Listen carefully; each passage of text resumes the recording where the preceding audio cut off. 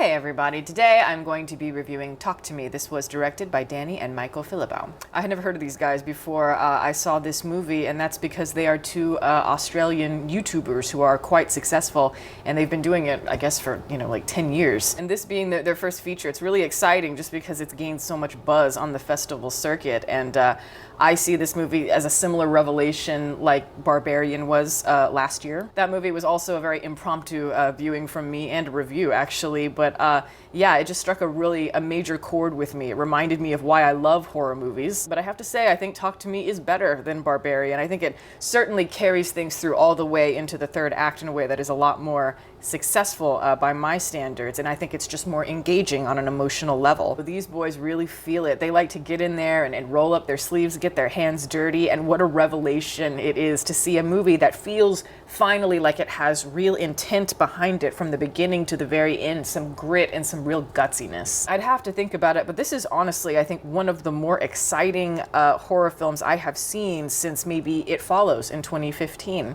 And I think you could definitely draw many comparisons between Talk to Me and It Follows, especially thematically. Now, because I like this movie so much, I'm going to tell you right now, if you have not seen the movie yet, please stop watching this review now and then come back once you've seen it, just because I really think it's something that you want to experience firsthand. But for those of you who have seen it, yes, like a really promising debut feature from people who are trying to make something that is not only powerful, but also cohesive in the same breath. And, like when a character makes a choice in the movie, you always feel the weight of that choice. And when a character hurts, you hurt. I think maybe you could make some criticisms about the logic and it being a little bit sketchy at times. And I think as it goes in maybe the second half of the movie, the tight grip of focused storytelling, I think loosens a little bit. Trust me, it is not by a lot by any stretch. I think this movie keeps it together more than almost any movie I have seen this year. And praise be, we have a third act that actually works, that actually pleased me. This movie starts out like so many classic horror movies do. We just have a big group of teenagers and their shenanigans. They live in Australia and they feel real. They feel flawed, they feel messy, they feel silly.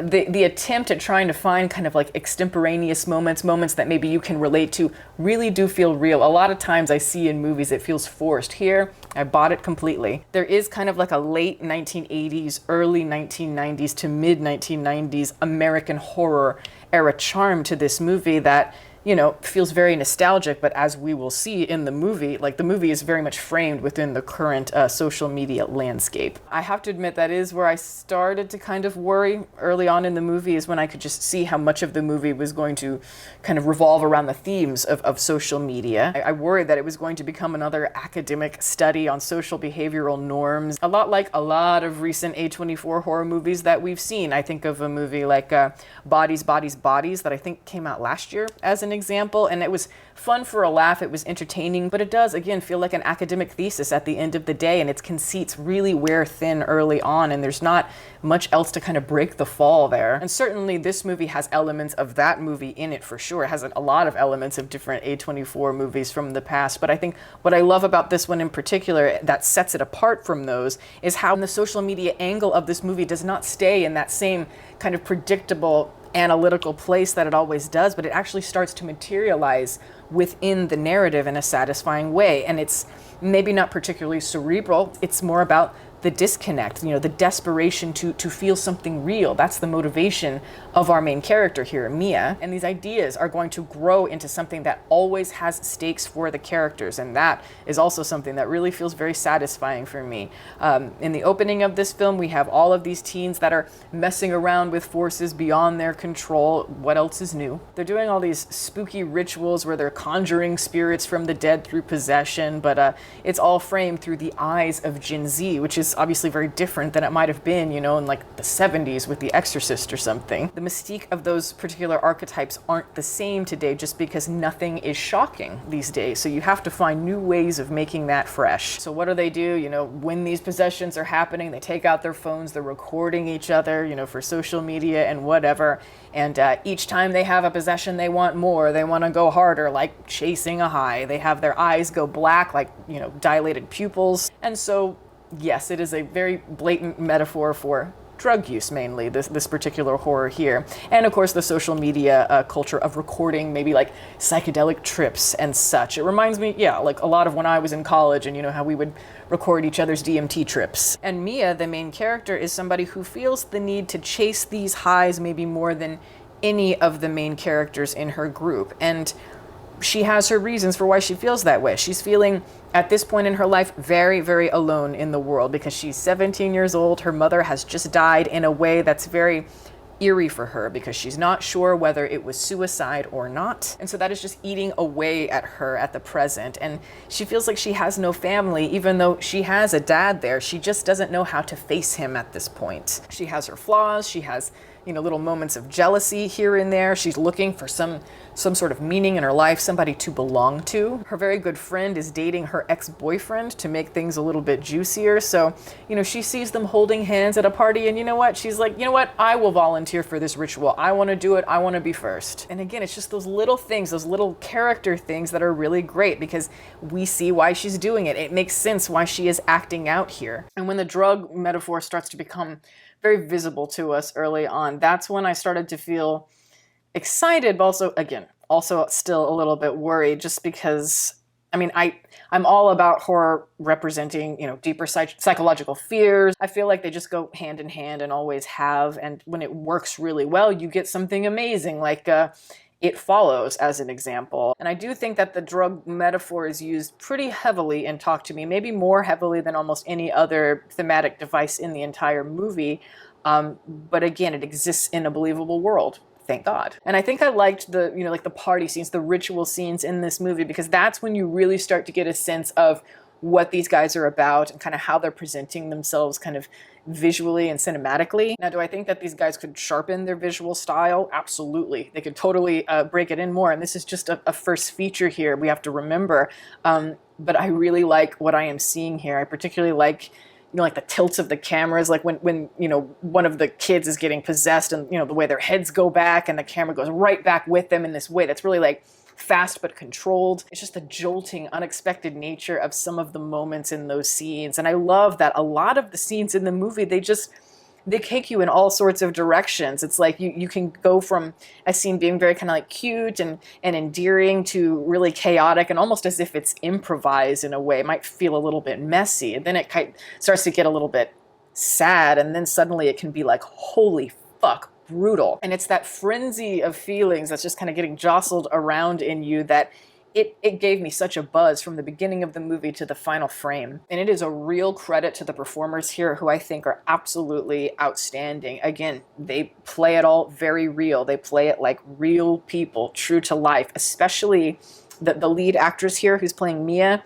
I think a lot is demanded of her in particular. Because she's not just playing some 17-year-old who's screaming a lot. This is like a difficult performance. It's a multi-layered performance where, you know, she's got to explore some really emotionally heavy things, go to some really dark places. And she is essentially taking the audience with her on her suicide mission, and we always need to kind of question what is in her head, but she always has to be endearing to us. We always need to be on her side, even when she is making some reckless decisions. But even in her mistakes, most of them do feel very grounded and they feel relatable. They feel like, well, yeah, if I was in this situation, I could see myself making the exact same mistake. She's lonely, like I said, she's hurting, she wants answers, and yes, maybe some of those answers come at the expense of somebody else's well-being that she cares about. And, you know, that is the nature of life often, and she's got to learn this the hard way here. And I do think, especially in the second half of the movie, when she's really starting to experience a lot of, you know, strange distortions, not knowing what is real because she's so deep in her addiction, I wish, again, some of that had been explored with a little bit more creative liberties so far as how she's losing her grip on reality. We see it, you know, in a lot of dreams that she either talks about or that we are seeing. We see definitely a lot of hallucinations and strange behaviors that she starts to experience that she doesn't recall, but everybody else witnesses. And I think I just wanted maybe a slightly more meticulous, more suspenseful build-up in a lot of those moments, because I think capturing the distortions of drug addiction, it can be a little bit complex, but I will give credit to the script that, you know, anytime there is a hallucination, a distortion, something like that, it does serve a purpose that is further revealing some sort of insight to us. Now, I'm not sure if I always understood it. At times I was a little bit confused,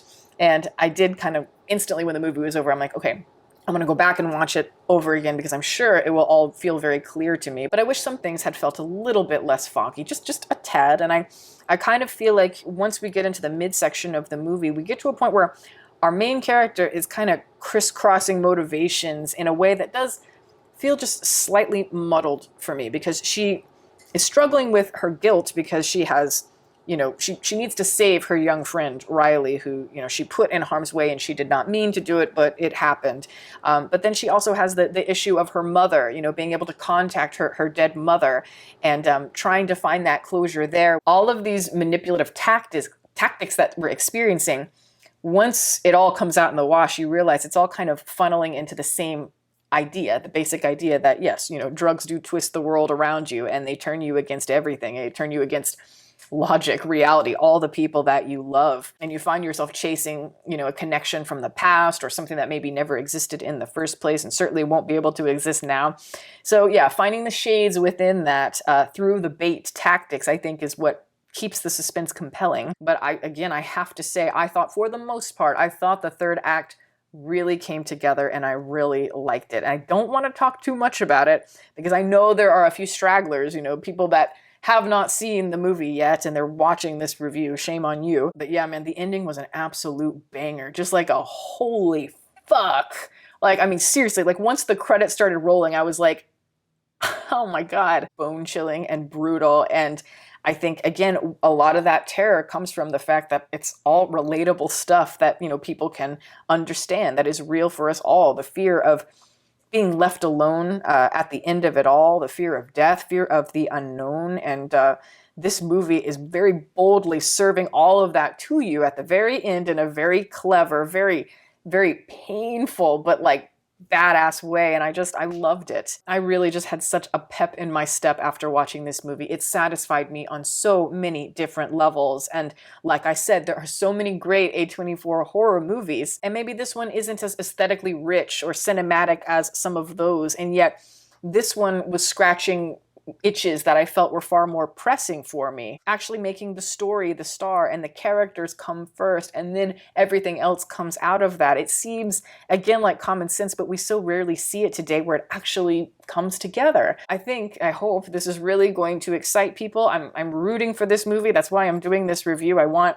the word to get out about it. Obviously, I highly recommend it, and I think this is the best horror movie of the year by far, and I hope around Halloween in particular, it's a popular one. But that is my review. Thank you guys so much for watching. I'm going to plug my website as always. It is deepfocuslens.com. I'm an artist. I do commission portraits and I sell prints of my work. If that is something that you're interested in, you can always go to the website below. And if you have a question about a commission or a print, you can email me. My email is in the description box below as well.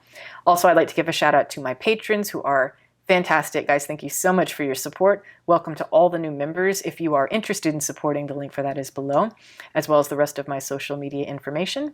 You can watch more videos here, and you can subscribe if you'd like. Catch you next time.